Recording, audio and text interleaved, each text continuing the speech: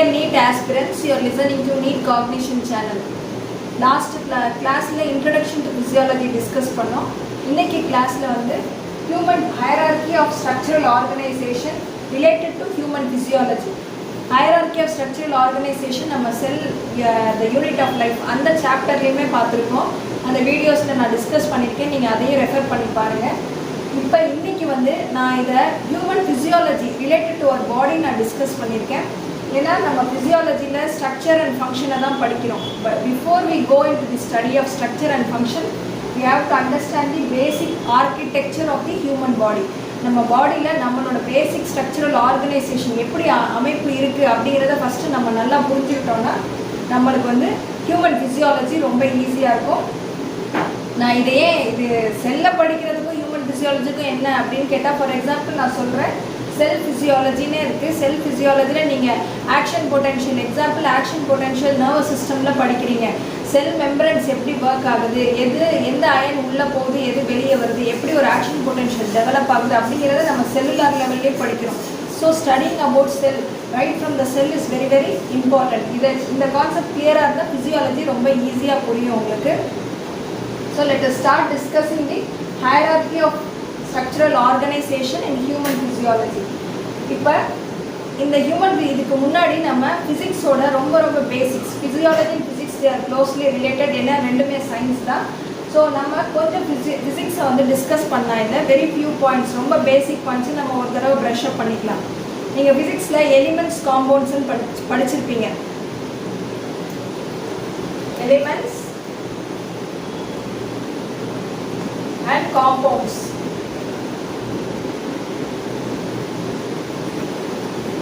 So எலிமெண்ட்ஸ்னால் என்ன, காம்பவுண்ட்ஸ்னால் என்ன, எந்த ஒரு மெட்டீரியல் பியூர் சப்ஸ்டன்ஸில் இருக்கோ அதை எலிமெண்ட்டுன்னு சொல்கிறோம்.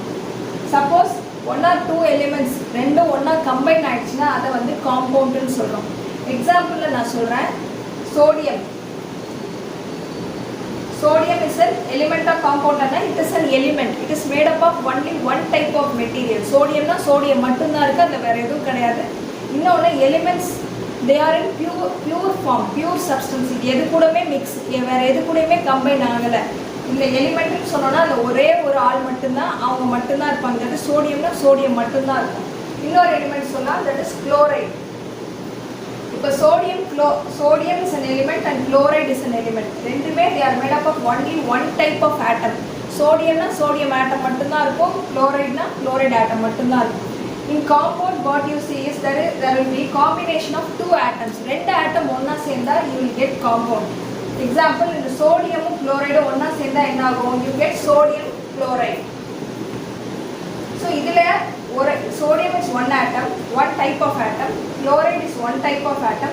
whereas compoundல பாருங்க sodium chloride ரெண்டு type of atom இருக்கு. இது ஒருத்தர் X Y ரெண்டு பேரும் சேர்ந்து they form a compound. sodium chloride is nothing but table salt. வீட்டில் இருக்க உப்பை தான் நம்ம sodium chlorideன்னு சொல்கிறோம். நான் உங்களுக்கு ஈஸியாக இருக்கணுங்கிறதுனால தெரிஞ்ச ஃபெமிலியரான எக்ஸாம்பிளே சொல்லியிருக்கேன். sodium chloride is a salt.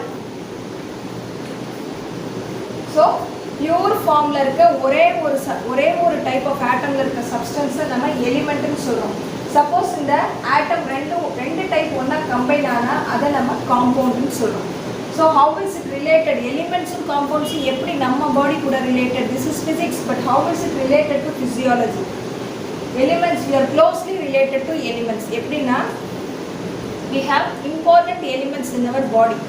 We call it as elements of life. நம்ம ஹியூமன் பாடியில் எலிமெண்ட்ஸ் இருக்குது, 4 எலிமெண்ட்ஸ் ரொம்ப முக்கியமான எலிமெண்ட்ஸ் இருக்குது. அதை நம்ம எலிமெண்ட்ஸ் ஆஃப் லைஃப்னு சொல்கிறோம். That is we are made up of 99% of hydrogen, oxygen, carbon and nitrogen. நம்ம ஹியூமன் பாடியில் இந்த எலிமெண்ட்ஸ் என்னென்ன elements இருக்குன்னீங்கன்னா 99% of hydrogen, oxygen, carbon and nitrogen. So how is the human body made of? They are made of hydrogen, oxygen, carbon and nitrogen. 99% நான் இந்த ரேஷியோவும் அப்படி தான் எழுதியிருக்கேன். Hydrogen தான் highest, next falls the oxygen, அடுத்து carbon dioxide, அடுத்து nitrogen. இது நாலும் நம்மளோட எலிமெண்ட்ஸ் ஆஃப் லைஃப், ஹியூமன் பாடியோட எலிமெண்ட்ஸ் ஆஃப் லைஃப். ஆட்டம்ஸ் இப்போ நம்ம ஸ்மாலஸ்ட் லெவல் ஆஃப் ஆர்கனைசேஷன் பார்ப்போம். which is the smallest level of organization. Atoms வந்து டிஸ்கஸ் பண்ணதுக்கு ஒரு ரீசன் இருக்கு. பிகாஸ் இப்போ சப்போஸ் ஸ்மாலஸ்ட் செல்ல பார்த்தீங்கன்னா smallest level of the organisation அப்படின்னு சொன்னோன்னா ஆர்கானிசம்னு பார்த்தோம்னா செல்லுலேருந்து சொல்லுவோம். But previous year MCQs NEET எம்சிக்யூஸில் சப் அட்டாமிக் பார்ட்டிகல்ஸுன்னு கூட ஒரு சாய்ஸ் கொடுத்துருக்காங்க. நீங்கள் அப்போ எதை சூஸ் பண்ணுவீங்க, செல் சூஸ் பண்ணுமா இல்லை சப் அட்டாமிக் பார்ட்டிகல்ஸை சூஸ் பண்ணுமானா அதை பற்றி தான் நம்ம இப்போ டிஸ்கஸ் பண்ண போகிறோம். So this is an important MCQ based discussion. இப்போ ஆட்டம்ஸ் வந்து ஸ்டார்ட் பண்ணால் the smallest level of structural organisation பார்த்தோம்னா இதுதான் ஆட்டம்ஸ் தான். That is it is the chemical level of organisation. நம்ம கெமிக்கல் லெவல்லேருந்து டிஸ்கஸ் பண்ணால் ஃபஸ்ட்டு ஆட்டம்ஸ். ஆட்டம்ஸை பற்றி நம்மளுக்கு ரொம்ப தெரிஞ்ச ஃபெமிலியரான ஒரு point, they are the building blocks of matter. They are the building blocks of matter. இப்போதான் நம்ம டிஸ்கஸ் பண்ணோம் எலிமெண்ட்ஸ் வந்து ஹியூமன் பாடியில் இருக்குது அப்படின்னு சொல்லிட்டு. This is the smallest part of an element. So here also made up of atoms. நம்ம கூட both living and non living thing எல்லாமே வந்து ஆட்டம்ஸ் தான் இருக்குது. ஃபுல்லாக atoms, they're all made up of atoms. இந்த ஆட்டம்ஸையும் நம்ம இன்னும் கீழே பார்த்தோம்னா subatomic particles. You have subatomic particles.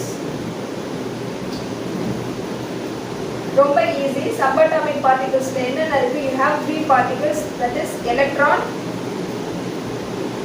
outer shellsல இருக்கிற revolving particles தான் நம்ம electrons னு சொல்றோம். அப்புறம் nucleus of the atom, அதுல என்ன இருக்கு? protons and neutrons. So subatomic particles, that is electrons, protons and neutrons. இதுக்கு அடுத்த லெவல் தான் வந்து ஆட்டம்ஸ். subatomic particles அது ஃபர்ஸ்ட் லெவல் வந்து subatomic particles. We have the electrons, protons, neutrons. Next you have the atoms, that is the building blocks of matter. We are also made up of atoms. The atoms வந்து எலிமெண்ட்ஸோட ஒரு smallest part. எலிமெண்ட்ஸையும் நம்ம பார்த்தோம், அதனோட ஒரு smallest part. இப்போ one or more atoms they combine to form molecules. இந்த one or more இந்த atoms இருக்கு பார்த்தீங்கன்னா, இந்த ஆட்டம் ஒன்றுக்கு மேற்பட்டு ஒன்றா சேர்ந்ததுன்னா என்ன ஃபார்ம் ஆகுதுன்னா மாலிகுல்ஸ் ஃபார்ம் ஆகுது. இந்த molecules examples of these molecules நம்ம பாடியில் என்னென்ன மாலிகுல்ஸ் இருக்குதுன்னு பார்த்தீங்கன்னா water. Examples of our human body molecules water, DNA, protein, carbohydrates, இது எல்லாமே மாலிகுல்ஸ் தான். So atoms they form the molecules of the body. Atoms பார்த்தோம். அடுத்த level of organization, second level is the molecules. You have subatomic particles, that is protons, electrons, neutrons, and then you have atoms. Atoms வந்து more than one atom forms the molecules. இந்த molecules chemical building. இந்த இன்னொரு point, second point என்ன? they are the chemical building blocks of the body. So chemical level of organization இல்லை chemical building blocks அப்படின்னா molecules தான். Human பாடியை பொறுத்த வரைக்கும் மாலிகுல்ஸ் தான் chemical building blocks of the body. Example of molecules water, DNA, protein and sugars. So என்னென்ன molecules related to our body நம்ம பார்த்தோம்னா water, DNA, protein and sugar. இந்த மாலிகுல்ஸ் என்ன ஆகுது? They add another one. They combine again, they form the macromolecules. So these molecules will form macromolecules.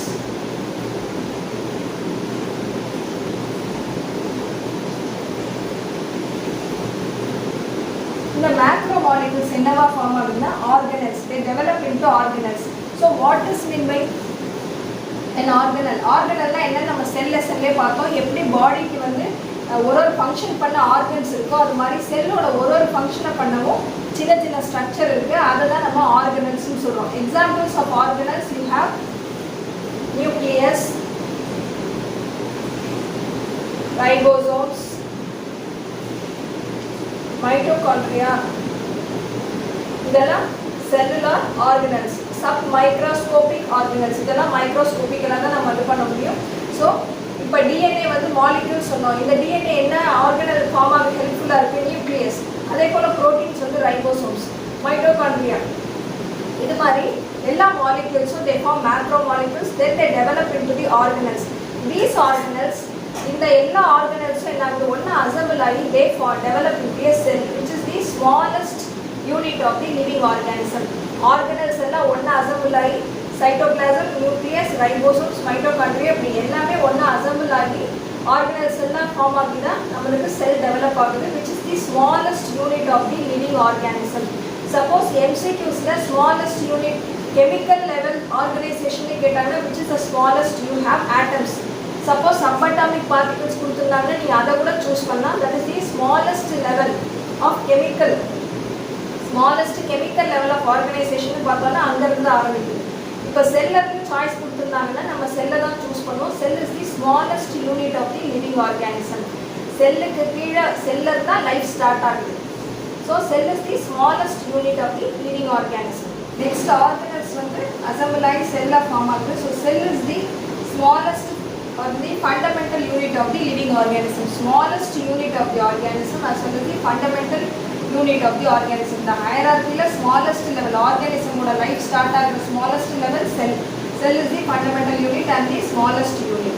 So in human body is made up of trillions of cells. In the cells வந்து என்ன ஆகுதுன்னா, cells வந்து based on the structure and function, ஒரே type of ஃபங்க்ஷனையும் ஒரே மாதிரி appearance, ஒரு அமைப்பும் அதனோட வேலையும் ஒரே மாதிரி பண்ணக்கூடிய செல்ஸை நம்ம டிஷ்யூஸ்ன்னு சொல்கிறோம். அப்படி பார்த்தா நம்ம பாடியில் 4 types ஆஃப் டிஷ்யூஸ் இருக்குது.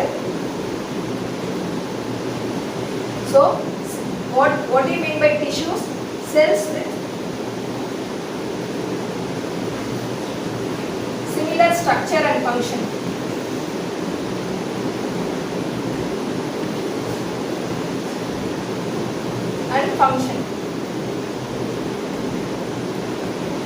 ஒரே மாதிரி ஸ்ட்ரக்சர், உருவ அமைப்பும், ஃபங்க்ஷன் மீன்ஸ் வேலை. ஸோ ஒரே மாதிரி உருவ அமைப்பும் வேலைக்கு செய்யக்கூடிய செல்ஸை நம்ம டிஷ்யூஸ்ன்னு சொல்கிறோம். அப்போது டிஷ்யூஸை வந்து 4 கேட்டகரிஸ் ஹியூமன் பாடியில் அப்படி பார்த்தோம்னா 4 types ஆஃப் டிஷ்யூஸ் இருக்குது. ஃபஸ்ட்டு வந்து epithelial tissue, then you have connective tissue, அப்புறம் muscle tissue, then nervous tissue.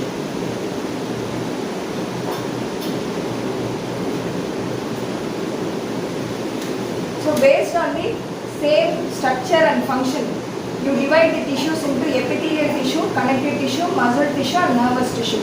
Human body la 4 type of tissue வந்து நம்ம கேட்டகரைஸ் பண்ணோம். திருப்பி ரிப்பீட் பண்ண, செல்ஸ் ஒரே மாதிரி ஃபங்க்ஷன் இருக்கக்கூடிய, உருவ ஒற்றுமை இருக்கக்கூடிய செல்ஸை டிஷ்யூஸ்ன்னு சொல்கிறோம். அப்படி பார்க்கும்போது டிஷ்யூஸை 4 கேட்டகரியாக டிவைட் ஆகுது. ஹியூமன் பாடியில் epithelial tissue, connective tissue, muscle tissue, nervous tissue. To cell tissue level of organisation பார்க்குறோம். டிஷ்யூஸ்னால் group of cells with same structure and function, ஒரே மாதிரி ஸ்ட்ரக்சர் அண்ட் ஃபங்க்ஷன் இருக்கக்கூடிய செல்ஸ் எல்லாத்தையும் டிஷ்யூஸ்ன்னு சொல்கிறோம். So first epithelial tissue, next connective tissue, அப்புறம் muscle tissue, அப்புறம் nervous tissue. So epithelial tissue அப்படின்னா lining tissue which forms the lining or covering. இப்போ ஃபார் எக்ஸாம்பிள் ஸ்கின், நீங்கள் நம்மளே பார்க்கலாம், கை காலை நீங்கள் பார்த்தீங்கன்னா ஸ்கின் தெரியல, பாடியில் இருக்க ஸ்கின் வந்து எபிதீலியல் லைனிங் தான், that is outer covering of the body. Suppose internal organs எடுத்துக்கிட்டிங்கன்னா அதுலேயும் வந்து எபிதீலியம் இருக்கும், that forms the covering of the internal organ. இப்போ லிவர், ஸ்ப்ளீன், ஸ்டமக் இந்த மாதிரி எல்லா ஆர்கன்ஸும் இருக்குது. அப்போ அதுக்கும் கவரிங் வந்து இந்த எபிதீலியல் டிஷ்யூ தான் ஃபார்ம் பண்ணுது. So it is the lining both internal and external, உள்ளே வெளியே ரெண்டுத்துக்குமே எபிதீலியல் டிஷ்யூனாலே கவரிங் தான், அதில் எந்த டவுட்டும் கிடையாது. எங்கெல்லாம் கவரிங் இருக்கோ அதெல்லாம் நீங்கள் எபிதீலியல் டிஷ்யூன்னு சொல்லணும். இப்போ ஸ்டமக் எபிதீலியம், ஃபார் எக்ஸாம்பிள் நம்ம ஸ்டமக் ஆர்கனே எடுத்துப்போம். ஸ்டமக்கில் வந்து இந்த 4 டிஷ்யூஸுமே இருக்குது.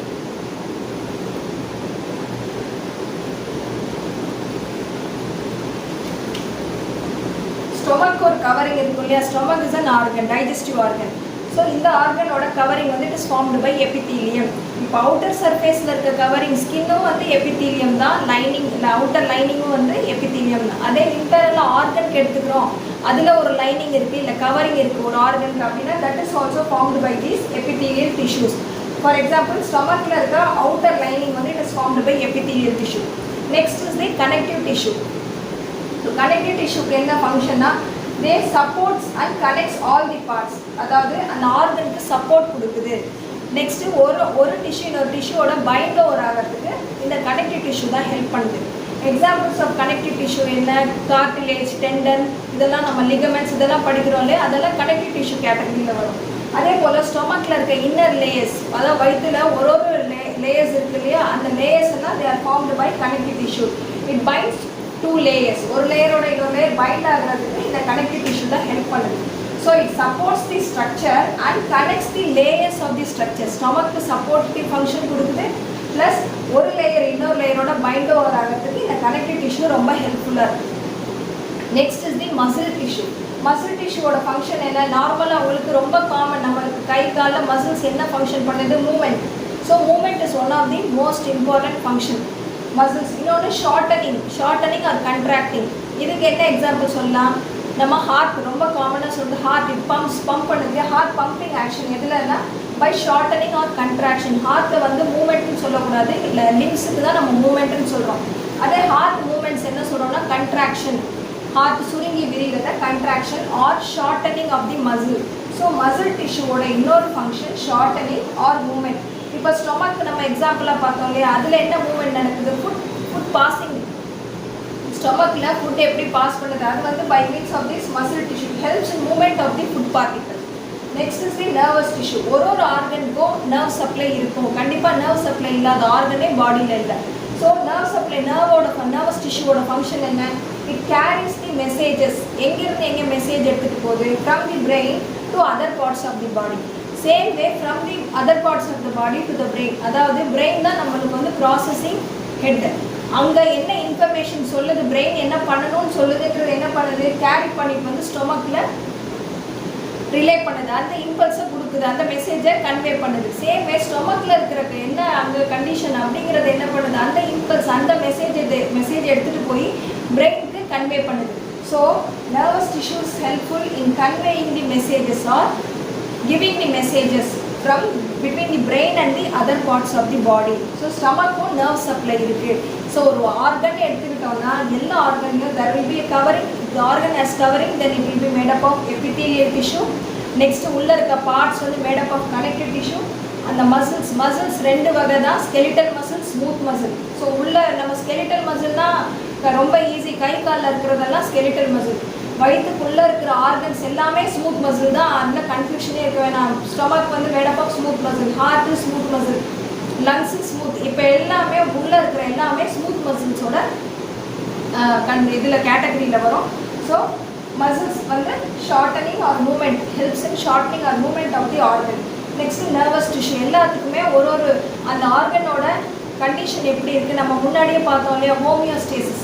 உள்ளே இருக்க பாடிக்குள்ளே இருக்க கண்டிஷன் எப்போவுமே ஸ்டேபிளாக இருக்கணும். அப்போ என்ன ஆகணும்? எப்போவுமே இந்த மெசேஜஸ் ரீச் ஆகிட்டே இருக்கணும். ஹார்ட் கரெக்டாக ஒர்க் பண்ணுதா, ஹார்ட் பீட் கம்மியாகுதா அதிகமாகுதா அப்படிங்கிற மெசேஜ் வந்து பிரெயினுக்கு ரீச் ஆகிட்டே இருக்கும். அது வந்து கண்ட்ரோல் பண்ணிகிட்டே இருக்கும். சேம் வே ரெஸ்பிரேஷன், எக்ஸ்கிரீஷன், இது மாதிரி பாடியில் இருக்க எல்லா ஃபங்க்ஷன்ஸும், நம்ம ஹியூமன் பாடியில் நடக்கிற எல்லா ஃபங்க்ஷன்ஸோட மெசேஜும் பிரெயினுக்கு ஒரு செகண்ட்க்கு ரீச் ஆகிட்டே இருக்கும். அதுக்கேற்ற மாதிரி பிரெயின்லேருந்து வர கண்ட்ரோல் ஒரு ஆர்கன்ஸ்க்கும் போய் ரிலே பண்ணிகிட்டே இருக்கும். அந்த மாதிரி தான் பிரெயின் வந்து ஒரு ஆர்கனையும் கண்ட்ரோல் பண்ணுது. That is how we maintain the homeostasis. இப்போ 4 டிஃப்ரெண்ட் டைப்ஸ் ஆஃப் டிஷ்யூஸ் பார்த்தோம். எக்ஸாம்பிள் ஸ்டொமக் பார்த்தோம். நெக்ஸ்ட் டிஷ்யூஸில் அடுத்த லெவல் ஆஃப் ஆர்கனைசேஷன் வந்து ஆர்கன்ஸ்னால் என்ன? Assembly of 2 or more tissues organized to perform a specific physiologic function. அதாவது 4 டைப்ஸ் ஆஃப் டிஷ்யூஸ் பார்த்தோம் இல்லையா, அந்த டிஷ்யூஸ் 2 or more tissues, ரெண்டுத்துக்கு மேற்பட்ட டிஷ்யூஸ் எல்லாம் ஒன்றா சேர்ந்து ஒரே ஃபங்க்ஷனை பெர்ஃபார்ம் பண்ணும். ஃபார் எக்ஸாம்பிள் பாடியில் என்னென்ன function? Respiration, digestion, excretion, circulation, இது மாதிரி நிறைய ஃபங்க்ஷன்ஸ் இருக்குது. ஹியூமன் பாடி ஃபங்க்ஷன்ஸ் அது நம்ம செப்பரேட்டாக டீட்டெயிலாக படிக்கலாம். அந்த மாதிரி ஒரு ஃபங்க்ஷனையும் பெர்ஃபார்ம் பண்ணக்கூடிய ஒரு ஃபங்க்ஷனையும் பெர்ஃபார்ம் பண்ணுறதுக்கு ஒரு ஆர்கன் இருக்குது. அந்த ஆர்கனை தான் வந்து நம்ம என்ன சொல்கிறோம்? Tissues. 2 or more tissues organized to perform a specific function. ஒரு ஆர்கன்னா 2 டிஷ்யூஸ்க்கு மேலே கம்பைண்டாக ஃபார்ம் ஆகிருக்கும். It is a structure which is combination of 2 or more tissues but performs the same function. ஆனால் ஒரே ஃபங்க்ஷனை தான் பண்ணும். Example digestion. இப்போ ஸ்டொமக் எடுத்துக்கிட்டோம்லையா, சேம் எக்ஸாம்பிள் எடுத்துக்கலாம். ஸ்டொமக் இதில் என்ன பார்த்தோம்? 4 டிஃப்ரெண்ட் டைப் ஆஃப் டிஷ்யூஸுமே இருக்குது. ஆனால் 4 டிஷ்யூவும் ஒரே ஃபங்க்ஷனை தான் பண்ணுது. That is digestion. So 4 tissues combine ஆகி ஒரு ஸ்ட்ரக்சரை ஃபார்ம் பண்ணி ஒரே ஒரு ஃபங்க்ஷன் ஃபங்க்ஷனை பண்ணக்கூடியது தான் நம்ம ஆர்கன்ஸ்னு சொல்கிறோம். Example stomach. என்ன வேறு என்னென்ன ஆர்கன்ஸ்க்கு எக்ஸாம்பிள் சொல்லலாம்? ஹார்ட், லிவர், ஸ்ப்ளீன், பேன்க்ரியாஸ், இப்படி இல்லை உள்ள இருக்கிற எல்லாமே, இன்டர்னலாக இருக்கிற எல்லாமே நம்ம ஆர்கன்ஸ்ன்னு தான் சொல்கிறோம். Assembly of 2 or more tissues organized to perform a specific physiologic function. ஒரே ஒரு ஃபங்க்ஷனை தான் பண்ணுது. எல்லாமே சேர்ந்து ஒரு ஃபங்க்ஷன். ஸ்டமக்னா டைஜஷனை மட்டும் தான் பெர்ஃபார்ம் பண்ணணும். So this is the next level of organisation. Organs. இதுக்கடுத்து என்ன இருக்குது? Organ system. இப்போ ஒரே ஃபங்க்ஷன் பண்ணக்கூடிய எல்லா ஆர்கன்ஸையும் நம்ம என்ன சொல்கிறோம்னா ஆர்கன் சிஸ்டம்னு சொல்கிறோம். இந்த மாதிரி ஆர்கன்ஸ் இப்போ டைஜஷனில் ஸ்டொமக் இருக்குது. இது இல்லாமல் வேறு என்னென்ன ஆர்கன்ஸ் டைஜஷனுக்கு, அதாவது உணவு செரிமானம், இதுக்கு வேறு என்னென்ன ஆர்கன்ஸ் இருக்குது ஸ்டொமக் இல்லாமல்? You have liver, digestive glands, liver, gall bladder, pancreas,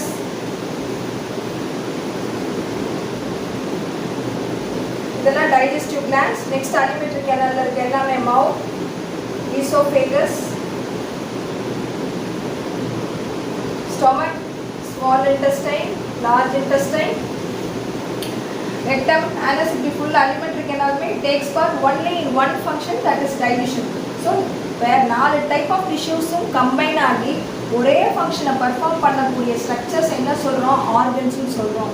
இந்த ஆர்கன்ஸ் ஒன்றுத்துக்கு மேற்பட்ட ஆர்கன்ஸ், இது ஒரு ஆர்கன், இது ஒரு ஆர்கன், இது ஒரு ஆர்கன், இப்படி ஒரே ஃபங்க்ஷனை பர்ஃபார்ம் பண்ணுற எல்லா ஆர்கன்ஸையும் கனெக்ட் பண்ணோம்னா that forms the organ system. சிஸ்டம்னா அமைப்புன்னு சொல்கிறோம் இல்லையா, அதுதான். ஸோ என்ன அந்த மாதிரி ஆர்கன் சிஸ்டம். இந்த ஆர்கன்ஸ்லாம் என்ன சிஸ்டமில் வருது? டைஜஸ்டிவ் சிஸ்டமில் வருது.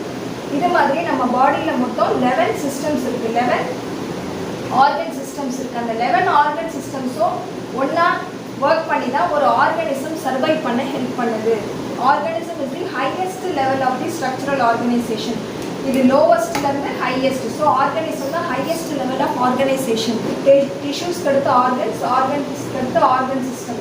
So group of organs working together to perform same major function. ஒரே ஃபங்க்ஷன் பண்ணக்கூடிய ஆர்கன்ஸ் எல்லாத்தையும் நம்ம கலெக்டிவாக என்ன சொல்கிறோம்? ஆர்கன் சிஸ்டம்னு சொல்கிறோம். அதாவது டைஜஸ்டிவ் ஃபங்க்ஷனை பண்ணக்கூடிய ஸ்டமக், லிவர், ப்ரீவியஸ் எக்ஸாம்பிளில் பார்த்தோம் இல்லையா, stomach, liver, gall bladder, pancreas, intestine, இது எல்லாமே டைஜஸ்டிவ் சிஸ்டமில் வரும். அதே போல் nervous tissue, brain, spinal cord, nerves, இதெல்லாம் சென்ட்ரல் நர்வஸ் சிஸ்டமில் வருது. ஸோ இது மாதிரி ஒரே வேலையை பண்ணக்கூடிய ஆர்கன்ஸ் எல்லாம் என்ன பண்ணுறோம்? ஆர்கன் சிஸ்டம்ஸ்னு சொல்லி கேட்டகரைஸ் பண்ணுறாங்க, டிவைட் பண்ணுறாங்க. அப்படி பார்த்தா ஹியூமன் பாடியில் எத்தனை சிஸ்டம் இருக்குது? யூ ஹேவ் டோட்டலாக 11 சிஸ்டம். ஸோ நம்ம ரொம்ப ஈஸியாக ஞாபகம் வச்சுக்கிற மாதிரி சொல்கிறேன். நம்ம கண்ணுக்கு தெரிகிறதே ஃபஸ்ட்டு மசில்ஸ். நம்ம கண்ணு, கை, காலில் பார்த்தீங்கன்னா தெரியுது. So muscles, muscular system. Next skeletal system. We are made up of bones. Bones இருக்குது, அது மேலே தான் மசில்ஸ் இருக்குது. ஸோ ஈஸியாக ஞாபகம் வச்சுக்கலாம். ஃபஸ்ட்டு மஸ்குலர் சிஸ்டம், அதுக்கப்புறம் ஸ்கெலிட்டல் சிஸ்டம். நெக்ஸ்ட் நம்ம சொன்னேன் இல்லையா, outer covering skin, that is the integumentary system. இது 3 ஈஸியாக ஞாபகம் வச்சுக்கோங்க. உங்கள் கை காலை பார்த்தாலே நம்ம மெமரைஸ் நல்லா ஞாபகம் வச்சுக்கலாம். மெமரைஸ் பண்ண வேண்டாம். அவுட்டர் இது வந்து skin, you remember integumentary system. Next muscles, muscular system. அந்த மசில்ஸ்க்கு சப்போர்ட் பண்ணுற பேஸ் வந்து skeleton. So skeletal system. 3 systems ஈஸியாக ஒன்னோட ஒன்று இன்டர்ரிலேட் பண்ணி ஞாபகம் வச்சுக்கலாம். Central nervous system, brain, spinal cord, cranial nerves, spinal nerves எல்லாமே சென்ட்ரல் நர்வஸ் சிஸ்டமில் வருது. நெக்ஸ்ட் பிரெயினோட ரொம்ப இம்பார்ட்டண்ட்டாக ரிலேட்டட் ஸ்ட்ரக்சர் என்ன? Pituitary gland. கிளாண்ட்ஸோட ஃபங்க்ஷன் என்ன? Hormone secretion. ஹார்மோன்ஸ் வந்து they are nothing but chemical messengers. அதாவது மெசேஞ்சர்ஸ்னால் என்ன ஆக்ஷன் பண்ணணும் அப்படிங்கிறத பாடியோட மற்ற பார்ட்டுக்கு கொண்டு போய் கன்வே பண்ணுது. That is how brain controls the other part of the body. Nerves வழியாகவும் கண்ட்ரோல் பண்ணுது. ப்ளஸ் இந்த கிளாண்ட் செக்ரீஷன். ஸோ இந்த ஹார்மோன்ஸ் என்ன பண்ணுது? அதான் கெமிக்கல் மெசேஞ்சர்ஸ் ஆக்ட் பண்ணுது. எங்கெங்கெல்லாம் மற்ற பாடி பார்ட்ஸ்க்கு ட்ராவல் பண்ணி எங்கெங்கே என்ன இன்ஃபர்மேஷனை கேரி அவுட் பண்ணணும், எப்படி வந்து அந்த ஸ்ட்ரக்சர் அந்த ஆர்கன் ஃபங்க்ஷன் பண்ணணும் அப்படிங்கிற மெசேஜை கொண்டு போகுது. எக்ஸாம்பிள்ஸ் என்னென்ன கிளாண்ட்ஸ்ன்னு பார்த்தீங்கன்னா பிட்யூட்டரி கிளாண்ட், மாஸ்டர் கிளாண்ட், அதான் இது ஸ்கல்ல இருக்கிற கிளாண்டு. நெக்ஸ்ட் வந்து தைராய்ட்ஸ், பேராதைராய்ட்ஸ், அட்ரினல் கிளாண்ட்ஸ், இப்படி எல்லாம் நிறைய கிளாண்ட்ஸ் இருக்குது. நம்ம அதெல்லாம் டீட்டெயிலாக பார்க்கலாம். ஸோ கிளாண்ட்ஸ் எல்லாமே எண்டோக்ரைன் சிஸ்டமில் வரும். That is the secretion function. Next is the cardiovascular system. Cardiovascular சிஸ்டம்னா இது வந்து நான் செஸ்ட் ரீஜனை நெக்ஸ்ட்டு கவர் பண்ணியிருக்கேன். ஃபஸ்ட்டு கிரேனியல் கேவிட்டி, அதாவது ஹெட்டு, அப்புறம் செஸ்ட் ரீஜன் பார்த்தீங்கன்னா இங்கே என்ன இருக்குது? Cardiovascular system. Heart, cardio means heart, vascular means blood vessel. நான் அதை ஷார்ட் ஃபார்மில் சிவிஎஸ்ன்னு சொல்லிட்டு எழுதியிருக்கேன், கார்டியோவாஸ்குலர் சிஸ்டம். பிகாஸ் நம்ம மெடிக்கல் போனோன்னா சிவிஎஸ் ஆர்எஸ்ன்னு தான் எழுதுவோம். நீங்கள் கார்டியோவாஸ்குலர் சிஸ்டம் ஞாபகம் வச்சுக்கோங்க. Next is the respiratory system. Through respiratory சிஸ்டமோட ஃபங்க்ஷன் என்ன? Breathing, that is exchange of gases. Oxygen inhale பண்ணுறோம், கார்பன் டை ஆக்சைடை எக்ஸேல் பண்ணுறோம். இதை என்னென்ன ஆர்கன்ஸ் நம்மளுக்கு ஃபங்க்ஷனுக்கு இந்த ரொம்ப ஹெல்ப்ஃபுல்லாக இருக்குன்னா, through the nostrils we inhale, அதுக்கப்புறம் யூ காட் ஃபேரிங்ஸ், அப்புறம் ட்ரக்கியா இருக்குது, அப்புறம் லங்ஸ் இருக்குது. ஸோ இதெல்லாம் இந்த ரெஸ்பிரேட்டரி சிஸ்டமில் வரும். Next digestive system. இந்த சிஸ்டமோட ஃபங்க்ஷன் என்ன? ஃபுட் பார்ட்டிக்கல் பிரேக் டவுன் பண்ணுறது, நம்மளுக்கு தேவையான எனர்ஜியை கன்வெர்ட் பண்ணி நம்ம பாடிக்கு சப்ளை பண்ணுறது தான் டைஜஸ்டிவ் சிஸ்டமோட ஃபங்க்ஷன். இதில் என்னென்ன ஆர்கன்ஸ் இருக்குது நம்ம ஏற்கனவே எக்ஸாம்பிளில் பார்த்துட்டோம். Next excretory system. இந்த சிஸ்டமோட மெயின் ஃபங்க்ஷன் என்னது? Formation of urine, that is elimination of the waste products. நம்ம பிளட்டில் இருக்க அன்வான்ட் இது யூரியா, கிரியாட்டின் அதெல்லாம் எப்படி நம்ம பாடியை விட்டு வெளியே போகுது, எக்ஸஸ் டாக்ஸிக் மெட்டீரியல்ஸ்லாம் எப்படி வெளியே போகுது, பை ப்ராடக்ட்ஸ்லாம் எப்படி வெளியே போகுது அப்படின்னா through excretory system it is sent out by urine ஃபார்மேஷனும் இந்த எக்ஸ்கிரீட்டரி சிஸ்டமில் தான் நம்ம படிப்போம். Next is the reproductive system. And 11th is the immune system. Immune சிஸ்டமோட ஃபங்க்ஷன் என்ன? நம்ம பாடியை டிசீசஸ்லேருந்து ப்ரொடெக்ட் பண்ணுறது தான் இம்யூன் சிஸ்டமோட main function. Immunity, that is fighting cells, fighter cells எல்லாம் இந்த இம்யூன் சிஸ்டமில் தான் இருக்குது. WBCஸை பற்றி, ஆன்டிபாடிஸை பற்றி, இம்யூனோக்ளோபுலின்ஸை பற்றிலாம் நம்ம இம்யூன் சிஸ்டமில் படிப்போம். அதாவது நோய் எதிர்ப்பு சக்தி இந்த இம்யூன் சிஸ்டமால தான் நம்மளுக்கு கிடைக்கிது. டோட்டலாக 11 சிஸ்டம்ஸ் இருக்குது.